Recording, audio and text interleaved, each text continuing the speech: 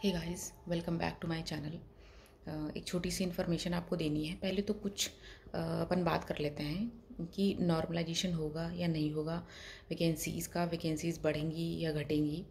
तो अभी तक तो बहुत सारे उस पर नॉर्मलाइजेशन पे वीडियोस आ गए हैं। मैंने वीडियो बनाया था पर मैंने वीडियो अपलोड नहीं की, उसमें कुछ कुछ गड़बड़ था और मैं बहुत लेट हो जाती हूँ। और जब तक मैं अपलोड करती हूँ वीडियो तब तक 50 वीडियो उस टॉपिक पे आ चुके होते हैं। खैर, मुझे अपनी बात कहनी है तो मैं अपनी बात रखना चाह रही हूँ। तो आप लोग 2-4 मिनट प्लीज़ मेरे लिए निकाल लीजिएगा। तो सबसे पहले बात करते हैं नॉर्मलाइजेशन की, कि नॉर्मलाइजेशन केवी में होगा या नहीं होगा। तो ऐसा है कि अभी तक तो कोई ऑफिशियल नोटिफिकेशन नहीं आया है कि नॉर्मलाइजेशन केवी में होगा ही होगा, है ना। पर जो पिछला रिकॉर्ड है, जैसे 2016 में देखें, 2018 में देखें, तो इन्होंने नॉर्मलाइजेशन लगाया है। ठीक है, तो नॉर्मलाइजेशन के भी अपने बहुत सारे फार्मूलाज होते हैं। तो कौन सा फार्मूला लगाएंगे तो ये डिपेंड करता है ना। तो उसमें क्या होता है, जिसके मार्क्स ज़्यादा हैं वो कम नहीं होंगे, क्योंकि एसएससी वगैरह में ऐसा होता है कि मार्क्स घट जाते हैं। पर केवी कभी ऐसा नहीं करता है, ऐसा फॉर्मूला नहीं लगाता है कि जिससे मार्क्स घट जाएं। मार्क्स इंक्रीज ही होते हैं। जैसे वो एवरेज जो बेस होता है ना, वो एवरेज लेते हैं कि जैसे जो शिफ्ट हार्ड आई होगी, ऑब्वियसली उसके मार्क्स पूरे जो भी उस शिफ्ट के मार्क्स एवरेज में निकाल के कम ही आए होंगे। तो एवरेज कैसे निकालते हैं आप लोग जानते हैं, टोटल स्टूडेंट्स होते हैं और उनके मार्क्स कैसे आते हैं, तो उसको डिवाइड करके वो एवरेज निकाल लेते हैं। उसका कुछ क्राइटेरिया होता है कि जैसे 70% जो कैंडिडेट्स हैं वो उनका अपीयरेंस ज़रूरी होता है एग्जामिनेशन हॉल में।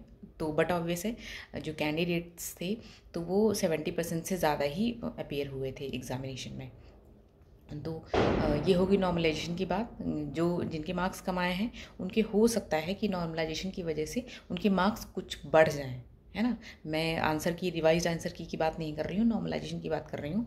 हो सकता है जिनके मार्क्स कम हैं वो बढ़ जाए, क्योंकि शिफ्ट उनकी टफ आई होगी तो, अदरवाइज़ नहीं। और जिनके मार्क्स ज़्यादा हैं वो परेशान नहीं हो, उनके मार्क्स कम नहीं होंगे, है ना, क्योंकि वो फॉर्मूला ही केवीएस वाले ऐसा लगाते हैं। ये हो गई नॉर्मलाइजेशन की बात। दूसरी बात अपन करते हैं कि वैकेंसीज़ घटेंगी या बढ़ेंगी, क्योंकि पिछले साल ऐसा हुआ था, मतलब पिछली बार ऐसे हुआ था कि 2018 में जब वैकेंसी आई थी 3000 समथिंग पीआरटी में वैकेंसीज़ थी, और एंड टाइम पे इन्होंने वैकेंसीज़ कम कर दी थी, मतलब वैकेंसी घट गई थी। तो बड़ा दुख होता है कैंडिडेट्स को, वो बड़ी उम्मीदें सजो के रखते हैं हमारे जैसे लोग कि वैकेंसी आई है तो इसमें इतने कैंडिडेट्स बुलाए जाएंगे, तो हो सकता है हमारा भी नंबर आ जाए तो हमें भी मौका मिले। ऑब्वियस सी बात है, हर इंसान रोज़गार के सपने देखता है, एक सेंट्रल गवर्नमेंट की नौकरी के सपने देखता है, तैयारी करता है, मेहनत करता है कि हम अपने फ्यूचर को सिक्योर कर पाएंगे, घर को सपोर्ट कर पाएंगे, बहुत सारी चीज़ें होती हैं। तो उसमें कहीं ना कहीं जब वैकेंसीज़ कम होती हैं तो कैंडिडेट्स भी कम हो जाते हैं, और जो कट ऑफ होती है वो हाई चली जाती है, क्योंकि वैकेंसीज़ कम हो जाती हैं। पर इस बार वैकेंसी कम नहीं होंगी, अगर बढ़ेंगी नहीं तो कम भी नहीं होंगी, क्योंकि जो डिपार्टमेंटल एग्ज़ाम हुआ है तो उसमें बहुत सारे लोग, बहुत सारे कैंडिडेट्स, बहुत सारे बंदे जो इनके केवीएस के एम्प्लॉयज़ हैं वो प्रमोट होकर आगे चले गए हैं। तो वैकेंसीज़ कम नहीं होंगी, क्योंकि ऑलरेडी पीछे से पीआरटी की जो पोस्ट हैं वो बहुत सारी खाली हो गई हैं, है ना। तो कम तो नहीं ही होंगी, इतना तो श्योर है। बढ़ सकती हैं, बढ़ ही जाएंगी ऐसा मैं नहीं कह सकती। ठीक है, तो ये हो गई वैकेंसीज़ की बात। अब अपन बात कर लेते हैं रिवाइज्ड आंसर की कब तक आ जाएगी। तो भाई मेरे को नहीं पता रिवाइज्ड आंसर की कब तक आ जाएगी। मैं भी ऑफिशियल नोटिफिकेशन के भरोसे बैठी रहती हूँ, और मैं भी आपसे भी यही कहूँगी कि किसी भी ऐसे किसी के कहने पर ऐसे ना जाएं कि ये 15 को आ जाएगी। लोग बोल रहे थे 15 को आ जाएगी, कोई बोल रहा था 16 को आ जाएगी, शाम तक आ जाएगी, रात तक आ जाएगी, 10 मिनट और रुक जाओ तब तक आ जाएगी। ऐसे मत कीजिए, आप अपनी पढ़ाई पे फोकस रखिए। रिवाइज्ड आंसर की आएगी ही आएगी, आज नहीं तो कल, 2 दिन बाद, 4 दिन बाद, कभी भी आ ही जाएगी। और जब आएगी उसके बाद आपके पास टाइम नहीं होगा पढ़ने का, इंटरव्यू की प्रिपरेशन के लिए टाइम नहीं होगा। तो रिवाइज्ड आंसर की तो आ ही जाएगी, आपके मार्क्स घटें या बढ़ें, आप जितना है आप उस पर रिलाई कीजिए, है ना। तो ये बात रही रिवाइज्ड आंसर की। कि अभी अपन बात करते हैं जो सबसे इम्पॉर्टेंट चीज़ है कि केवीएस की प्रिपरेशन कैसे करनी है। अगर आपके 100 नंबर भी हैं, तो मैं आपसे कहूँगी कि आप KVS की प्रिपरेशन स्टार्ट कर दीजिए भैया, अगर नहीं करी है तो। ठीक है, क्योंकि मुझे मालूम है जो लोग हैं धुरंधर उनके रिटर्न में भी अच्छे मार्क्स आए हैं और वो KV के लिए भी के इंटरव्यू के लिए भी बहुत बढ़िया से पढ़ रहे हैं। ठीक है, मेरे या किसी के कहने से वो न रुकते हैं न चलते हैं, वो लगे हुए हैं। बस मेरे आपके जैसे लोग जो अधर में अटकने वाली बात हो जाती है कि तैयारी करें नहीं करें, करें नहीं करें, एंड टाइम पे बिल्कुल हौच पौच हो जाता है कि क्या करना है। तो भैया मैं तो यही कहूँगी कि आप KV की इंटरव्यू की प्रिपरेशन स्टार्ट कर दीजिए। जो डेमो होता है वो बाजी मारने वाला, एकदम लास्ट मिनट वाला वो चीज़ हो जाएगी। तो डेमो के लिए आपको चाहिए होगा कंटेंट, है ना। और लोग बोलते हैं क्या पढ़ें क्या नहीं पढ़ें KV के इंटरव्यू के लिए। तो सबसे जो देखिए इंटरव्यू में जो पर्सनल इंटरव्यू होगा जो 30 नंबर का, उसमें आप कुछ कर नहीं सकते। उसमें जो आपकी पर्सनालिटी है वो चेक करेंगे, क्योंकि वो कंटेंट नॉलेज रिटर्न में आपका देख चुके हैं। ठीक है, और जो आपका कॉन्फिडेंस लेवल जो वो डेमो लेंगे वहीं से बहुत बहुत बूस्टअप हो जाएगा। तो उसके लिए उसके उस टॉपिक पे भी अपन बाद में बात करेंगे कि हम कैसे वहाँ एनर्जेटिक रहें, कैसे खुद को बूस्टअप रखें, कैसे खुद को मोटिवेटेड रखें, वहाँ पर परफॉर्मेंस हमारी कैसे अच्छी हो, उस टॉपिक पे भी अपन बाद में बात कर लेंगे।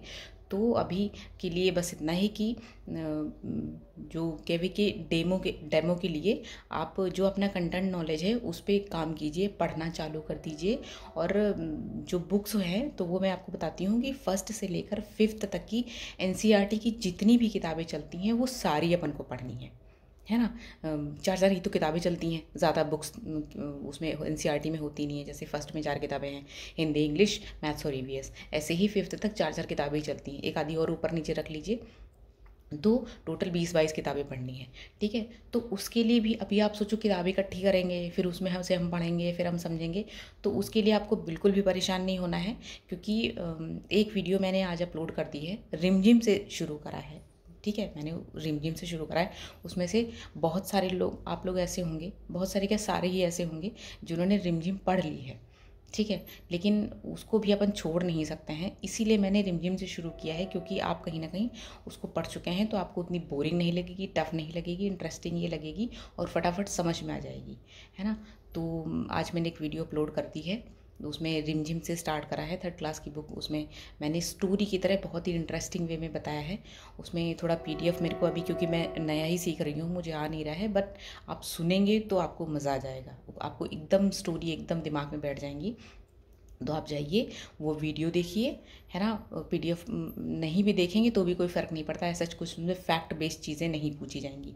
आपको अगर चैप्टर के बारे में पता है कि कक्कू कौन था तो आप कहानी में पढ़ा देंगे बच्चों को, इंटरव्यूअर को भी मज़ा आ जाएगा, है ना। तो एक बार ऐसे हुआ था, मतलब मैं लखनऊ में थी तो वहाँ कुछ क्लासेस थी, तो कुछ इवेंट था क्रिसमस वगैरह का, तो क्लास में बच्चों को सांता बनाते हैं। फिर उन्होंने बोला था कि कुछ कुछ करो, तो मैं सांता बनी थी। तो सारे स्टूडेंट बोल रहे थे कि मैम हमको तो लग ही नहीं रहा था कि हम बाहर हैं कहीं, हमें तो लग रहा था कि सच में हमारे पास सांता ही आया है। तो हालांकि सारे मेरे बराबर ही लोग थे, कोई बच्चा नहीं था उसमें, लेकिन आपको ऐसे परफॉर्म करना है, इतना अच्छा करना है डेमो में कि टीचर को भी मज़ा आ जाए, उनको भी लगे कि हाँ हम सच में क्लास में बैठे हैं और हम वापस हमारे बचपन के दिन आ गए, हम अपनी ओरिजिनल मैम से पढ़ रहे हैं, है ना। तो ऐसे करके पढ़ेंगे और आप जाइए वो वीडियो देखिए और सपोर्ट कीजिए मेरे चैनल को। अभी मैं अपनी बात ख़त्म करती हूँ और मिलते हैं अगली वीडियो में रिमझिम की किताबों से स्टार्ट करके। तब तक आप अपना ख्याल रखिए और मैं अपना ख्याल रखती हूँ। अभी ये टाइम देखिए, अभी तो उल्टा दिख रहा है, ये 12 बजने वाले हैं, मेरी बेटी सो गई है तब मैं ये वीडियो बना रही हूँ। आप लोग प्लीज़ चैनल को सपोर्ट कीजिए और आप अपना ख्याल रखिए, मैं अपना ख्याल रखती हूँ। तब तक के लिए बाय।